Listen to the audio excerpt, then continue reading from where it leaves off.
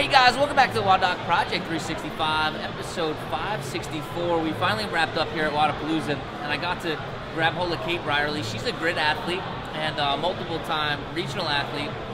Just so happens to have a little niche in not fitness, well, yeah, I guess fitness too, but in nutrition, right? So I wanted to grab her ear because we're kind of reaching this new age of CrossFit competitions. There's a lot bigger ones, there's a lot larger CrossFit competitions kind of popping up here and there, multi-day competitions. So the question comes up is like, how do we start to prepare those as far as like nutrition wise, right? You know, like back in like when I started doing CrossFit competitions, even now the only ones that I do are one day, right? So even if my nutrition isn't the best, I mean, I might get lack of performance or something like that. I might not perform as well as I possibly could, but I don't see a huge difference. I mean, definitely I notice that if I don't eat well, that I don't perform as well. If I eat well, I perform a little better. But I can imagine that over 2-3 day competitions, like something like we did here at Wodapalooza, that can only be magnified by almost like a like 6, 7, 8, 10 million times. I'm just making up a number now, right? So if you were advising, since that's what you do, is advise people on nutrition, if you were advising them their first 3-day competition, their first multiple day competition, how do they tackle that nutrition-wise? I'd say the most important thing is to get your nutrition dialed in during training, so that you know what feels good day to day with you, your workouts, what feels good before you lift, before you do a Metcon. Going into a competition, you want to keep things very normal. You don't want to do any crazy carb loading the night before. You don't want to eat a big plate of pasta or anything like that. So it's not like a marathon? It's not like a marathon, no. You want to keep things pretty normal because you want that first day, you want to go into it feeling like you do on a really good training day, like you came off a day of rest. So if that means, your pretty standard macronutrient levels of protein, fat, and carbs. The day of competition. Wait, so we have 3 macros, what are they? 3 macronutrients, there's proteins, fats, and carbohydrates. Proteins, fats, carbohydrates. Yep. All right. And day of competition, in between workouts, before workouts, it's best to get a majority of your protein and your carbohydrates then. Not so much fat, because fat slows the digestion process of the protein and the carbohydrate. Okay. And then, so throughout the day, protein and carbs. It's really hard for people to get a good solid meal in between workouts. It's actually one of the worst things. Yeah, I always talk about with my athletes, it's almost as hard as the workout, right? You're like, after the workout's over, your sympathetics are so high that you're like, it's like a task to eat anything. The last thing you want to do in the middle of a workout or after you're done with a workout is try and house a sweet potato and some chicken breast. Yeah. So in between workouts, shakes, any sort of carbohydrate supplement you can find, whether it be Revive RX is a great protein powder. It's 2-to-1 carb to protein. Something like that. Throwing out the. Well, just something. You can slide that $10 bill in her back pocket. Something like that, just to kind of keep you fueled and keep you energized throughout the day.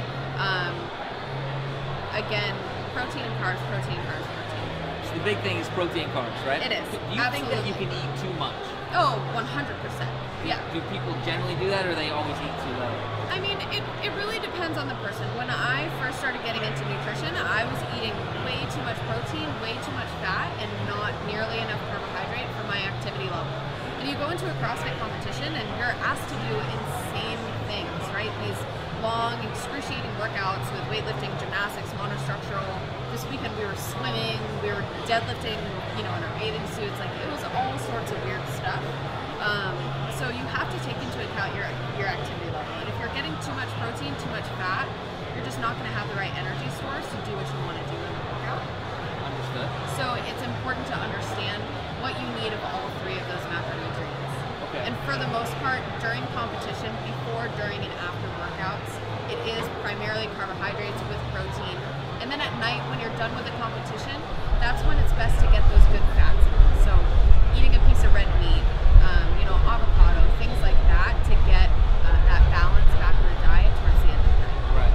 Okay, so I'm going to put you on the spot here because I didn't ask you this question. Yep. But so say somebody doesn't have that tracked down already. So obviously, I think if I was to recap all that, which was great, still great information, but not everybody has their nutrition dialed in to be like, oh, okay, I'm just gonna increase my carbohydrates and my proteins for today. But what happens if I have no idea? How do I go about finding that idea to begin with? How do I get that initial map so that way I know how to tweak it? Right, well, I mean, it really all comes back to, if you look on CrossFit.com and if you've got your level 1 certification, you know that base, that pyramid of fitness base is nutrition. Greg Glassman talks about it all the time. If you go on main site, they talk about 40% carbohydrate, 30% protein, 30% fat. So right there, like at the base, it's laid out for you. And if you don't know what those percentages are or whatever it is, there's plenty of resources out there to figure it out. And I think Matt Chan said if you dial in your nutrition, it's like taking legal steroids. And I don't know if I can agree with quite that. I mean, well, I mean, we'll just say, especially, yeah, right. It definitely helps, and especially with a competition like this or any multi-day, even single day, if you don't know what you're doing, you can pretty much bank on the fact that you should probably be eating decent meals when you can, in between workouts. Make sure that you're getting protein, carbohydrates, some level of sugar to keep your energy levels up, and then at the end of the night, have a good balanced meal of protein, fat, carbohydrate. Cool. So, can I ask you before we wrap up, how did you go about this 3-day competition? Tell me about like some of your I don't know, favorite things that you eat or not. What's your little secret? When I wake up, I make sure I have a good 2 hours before my first event, before I start warming up for my first event. I always do egg whites, some bacon, and usually a lot of oatmeal. I'm a big oatmeal girl. That's the carbohydrates? That's the carbohydrates, okay. Sure is. And then after my first workout, I do a shake. It's 2 to 1 carb to protein. Okay.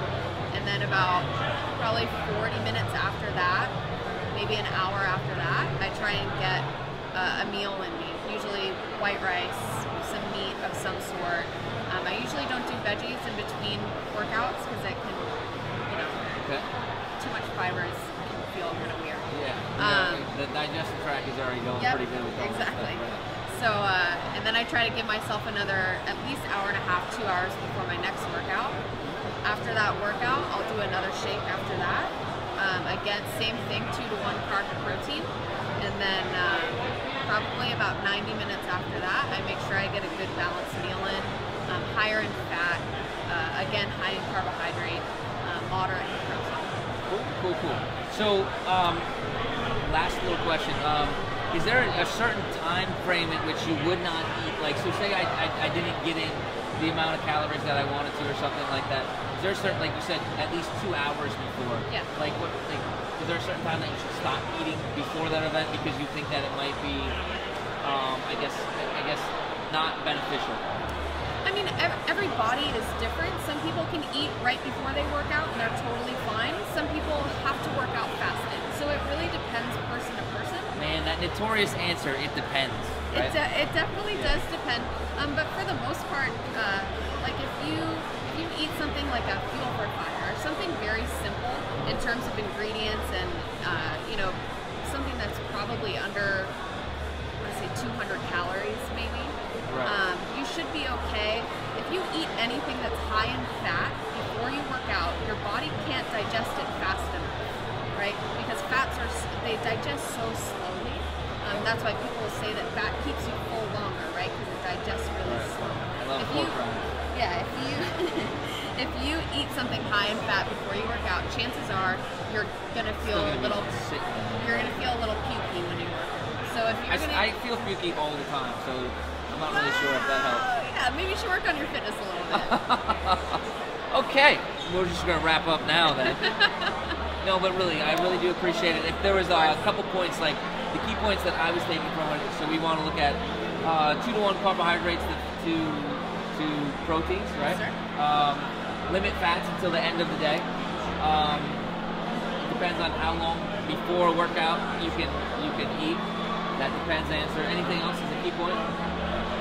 I would say just getting the nutrition dialed in during training, knowing what feels good for your body, because everybody is different, and what works for me and you might not work for Exactly. you know, That's why there's so whoever. many of those diets and fads and everything else. Absolutely. Cool. Kate, I can't thank you enough. I appreciate you so much for taking the time, allowing me to pull you away from this after party. I know that it's popping over there, right? Anyway, I really do thank you, and congratulations on the way that you did this weekend. You did great as well. And until tomorrow, we are optimizing function to optimize performance.